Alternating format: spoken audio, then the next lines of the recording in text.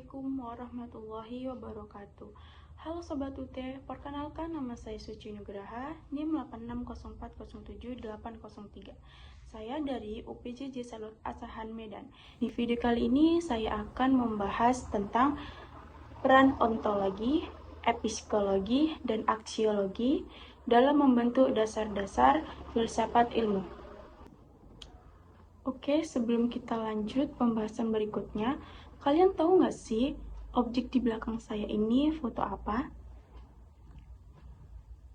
Yap, kalian benar, ini adalah foto orang yang sedang menanam. Jadi, pembahasan kita kali ini memakai contoh orang sedang menanam tanaman. Peran ontologi, epikologi, dan aksiologi dalam membentuk dasar-dasar filsafat ilmu. Dasar filsafat ilmu ontologi, epikologi, dan aksiologi merupakan tiga landasan utama yang saling berkaitan dan tidak dapat dipisahkan.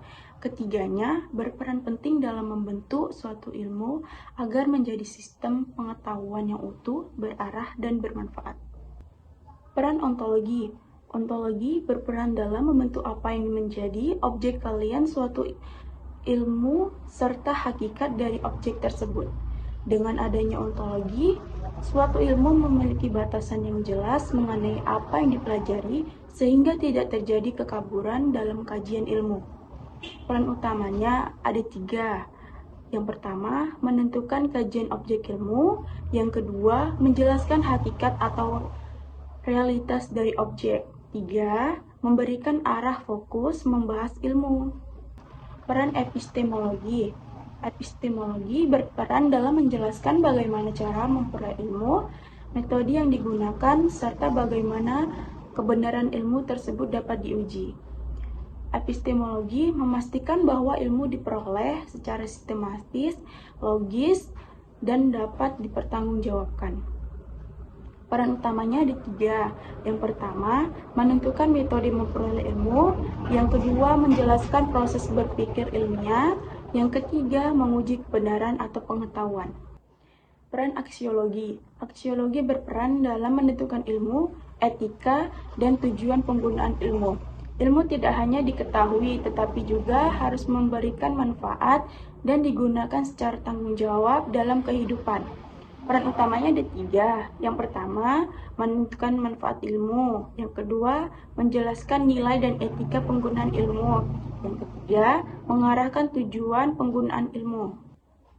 Jadi dapat disimpulkan bahwa dari ketiga aspek ini saling melengkapi dalam membentuk dasar-dasar filsafat ilmu. Yang pertama, ontologi menentukan apa yang dipelajari. Epikologi menentukan bagaimana cara mempelajarinya. Aksiologi menentukan untuk apa ilmu digunakan. Jadi, tanpa salah satu dari ketiganya, ilmu tidak akan melengkapi dan tidak memiliki arah yang jelas.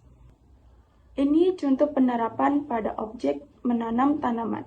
Ontologi yang menjadi objek kajian, tanaman, proses pertumbuhan tanaman, faktor yang mempengaruhi seperti air, cahaya, tanah, dan matahari.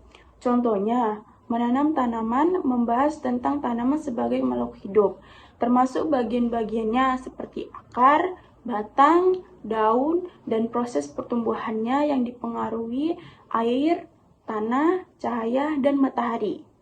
Epistemologi, cara memperoleh pengetahuan tentang tanaman. Yang pertama, mengamati pertumbuhan setiap hari.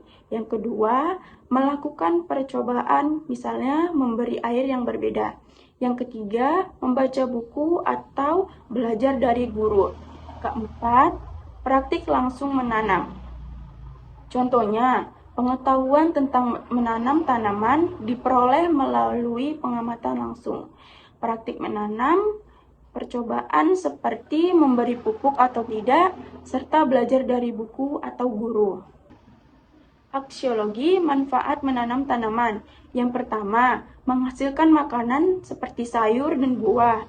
Yang kedua, menjaga lingkungan tetap sehat dan hijau. Yang ketiga, melatih tanggung jawab.